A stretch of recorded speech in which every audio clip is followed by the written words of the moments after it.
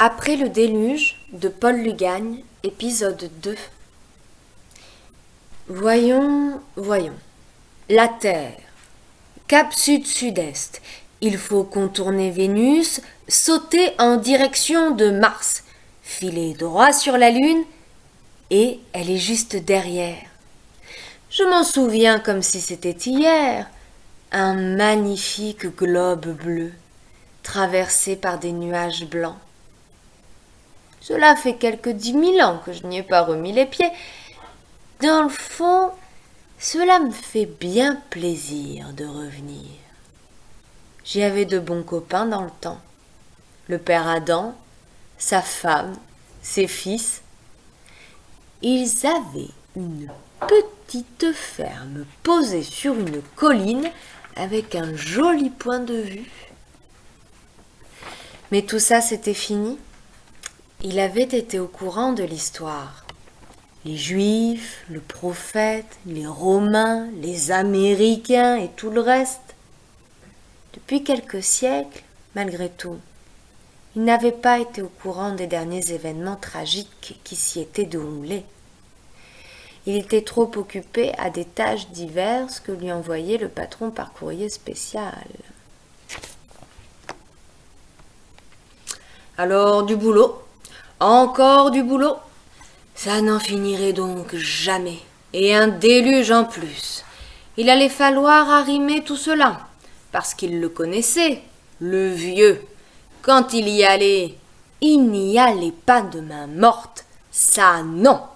Pour nettoyer, il en savait quelque chose.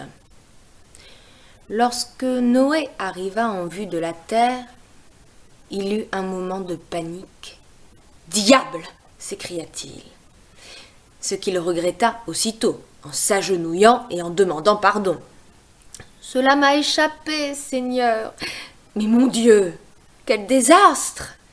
Il rentra dans sa cabine, refit ses calculs, mesura au sextant, reporta avec le compas sur la carte. Non, pas d'erreur possible. C'était bien elle, la petite bleue.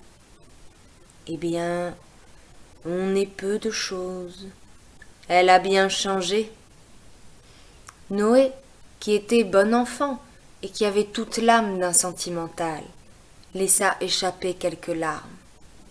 Quelle odeur! Quelle apparence! Mon Dieu, que s'est-il passé? Je ne reconnais rien. Le pauvre Noé était tout affligé. Il avança au-dessus du charnier. Et partout ce n'était que désolation. C'était en vain qu'il cherchait à reconnaître quelque chose, à situer les montagnes, les collines, les forêts, les plaines, les fleuves, plus rien.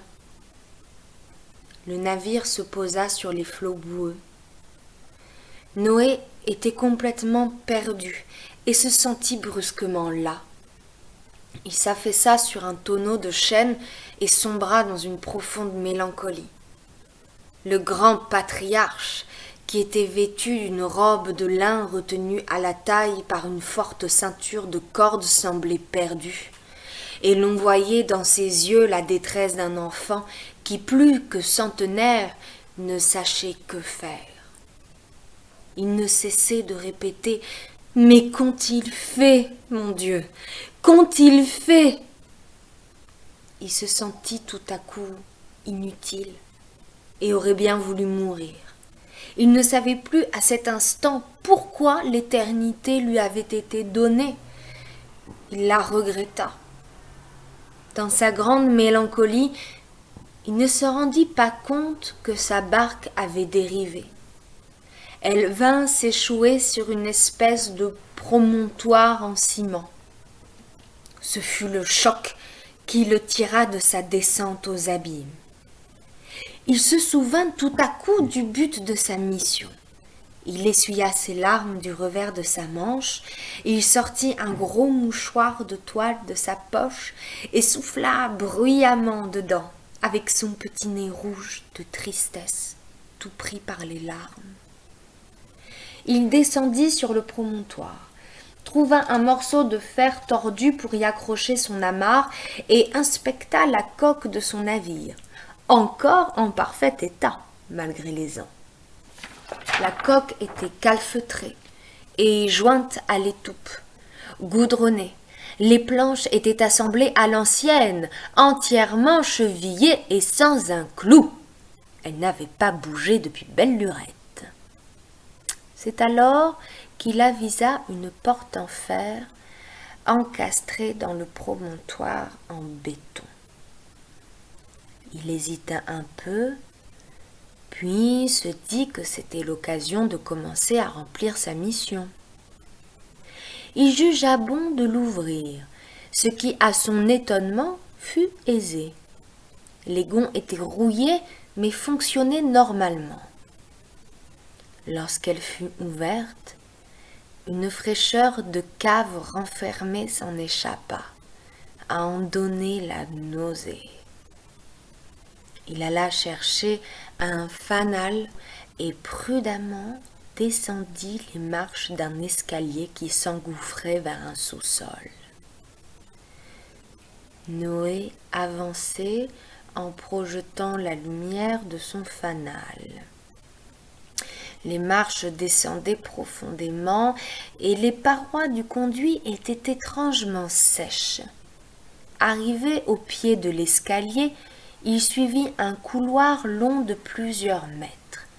Il arriva dans une pièce grande de quelques mètres carrés seulement, entièrement bétonnée et fermée par une lourde porte en acier sur laquelle il y avait une grosse poignée circulaire. Il ne faisait pas froid, c'était juste extrêmement silencieux.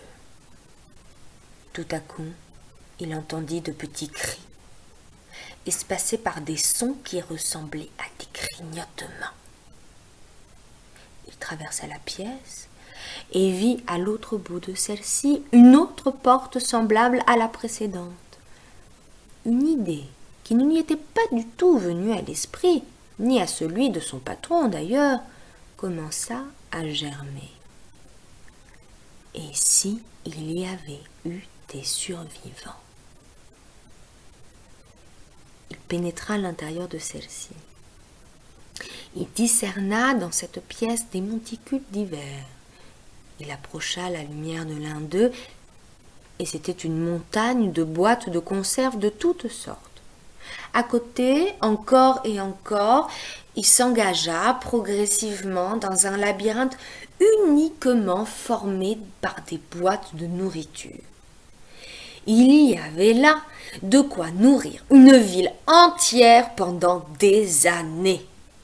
Inquiet subitement, car des cris venaient d'être poussés distinctement, il se dirigea vers d'où venaient les sons et sortit sa petite matraque en coudrier qui ne le quittait jamais.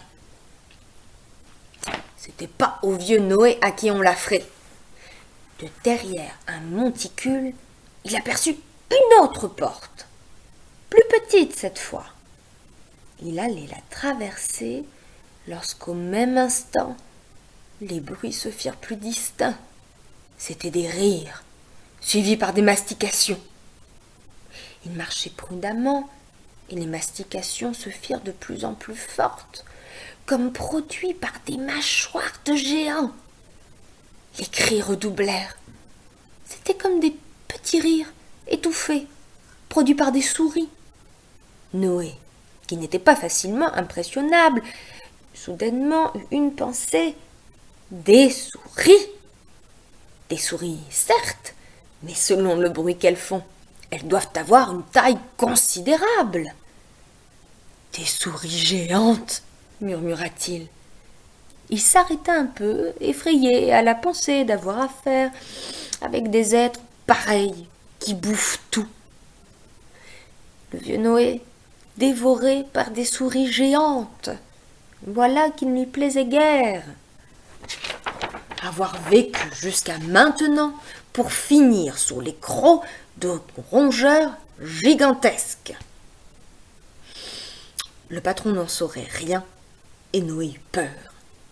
Il rebroussa prudemment chemin.